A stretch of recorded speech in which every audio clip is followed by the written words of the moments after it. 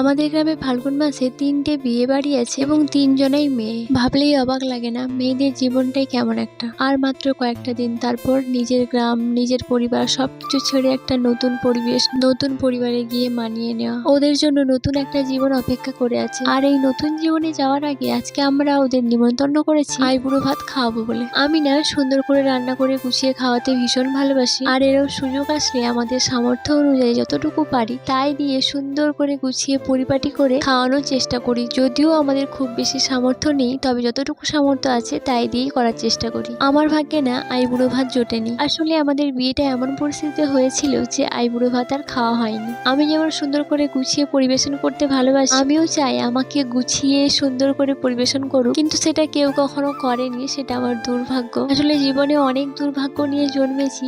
আমার জীবনে সৌভাগ্য হাতে গুনতি মাত্র কয়েকটা। আমার বিয়েতে কিন্তু সেভাবে কিছুই হয়নি, শুধু হওয়ারই হয়ে গেছে। তবে এটাও ঠিক, যদি বিশাল কিছু আড়ম্বর চাইতাম তাহলে হয়তো আমার এই প্রিয় মানুষটাকে পাওয়া হতো না, ওর জায়গায় অন্য কেউ থাকতো। আমার বাবা যে সবটা মেনে ওর সাথে বিয়ে দিয়েছে এটাই আমার কাছে অনেক। আমি কিন্তু এটা কোনোদিনও ভাবিনি যে বাবা সবটা মেনে নেবে আর আমাদের বিয়ে দেবে। সকালে সমস্ত বাসি কাজ সেরেই আমি উনুনটা ধরিয়ে দিয়েছিলাম, কারণ আমি জানি আজকে অনেকটা সময়ের ব্যাপার আছে। আমার কিন্তু এখনো ব্রাশ খাওয়া কিছুই হয়নি। আমি ফার্স্ট চাটনি আর ভাজাভুজি যেগুলো আছে সেগুলো করে নিচ্ছিলাম। আগে আমি ভাজাভুজিগুলো করে নিচ্ছিলাম, তারপর আমি ভাতটা বসিয়ে ব্রাশটা করে খেয়ে নেব, তারপর বাকিগুলো করব। আমার সব রান্না বান্না 12টার আগে কমপ্লিট করতে হবে, কারণ বরের 2টা 10টা ডিউটি আছে। সবার আগে সবকিছু কমপ্লিট করে বরকে খাইয়ে ওকে ডিউটিতে পাঠাতে হবে, তারপর আর সবকিছু। তাই কিন্তু মাথার মধ্যে একটা টেনশন চলছিল যে কমপ্লিট করতে পারবো কিনা সবকিছু। শ্বশুরমশাই বাজারে গেছে মাংস আনার জন্য, আর আমাকে তার আগে মশলাটা রেডি করে নিতে হবে। বাবা বেরোনোর আগে বলেই বেরিয়েছে যে সবকিছু রেডি রাখো, খুব তাড়াতাড়ি আমি চলে আসবো।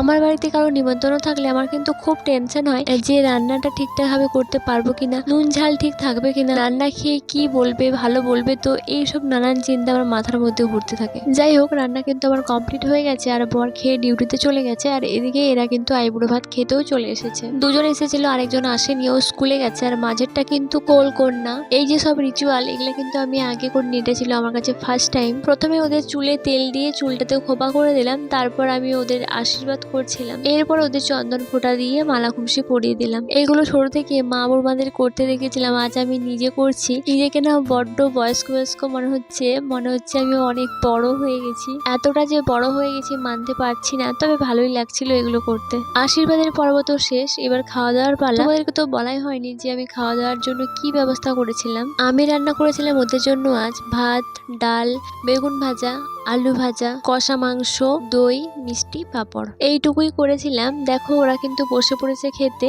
আর ওদের তোমরা আশীর্বাদ দিও, ওদের যেন বিবাহ জীবন সুখের হয়, আনন্দের হয়। তবে এদের মধ্যে একজনের বিয়েতে কিন্তু আমি থাকতে পারবো না, কারণ ওই একই ডেটে আমার কাকুরও বিয়ে। তবে আর দুজনের বিয়ের ব্লগ তোমাদের সাথে শেয়ার করব। এবার চলো রান্না কেমন হয়েছে জেনে নিই। কেমন রান্না হয়েছে?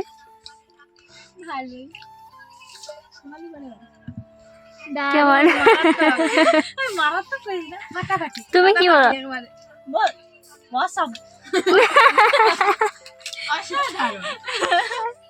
তুমি বলো কেমন রান্না হয়েছে? এই তো হাসিলে উঠে গেল, বলো। যা, একদমই খারাপ হয়েছে। খারাপ হয়েছে? তুমি তো চেটে পুটে খেয়ে নিয়েছো। খারাপ হয়েছে।